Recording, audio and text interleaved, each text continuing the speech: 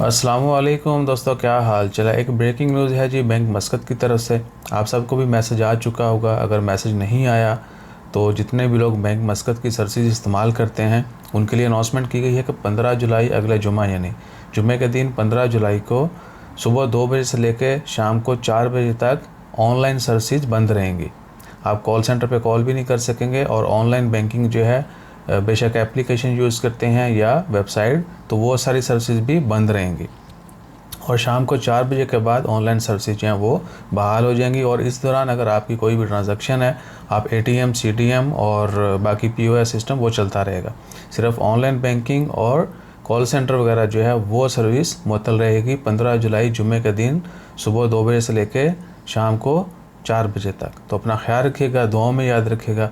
और बाकी आपको बताइए, हमारा ख्याल रखने के लिए आपने लाइक, शेयर, सब्सक्राइब, फॉलो और कमेंट करते रहना है। जज़ाकल्लाह। अल्लाह हाफ़िज़।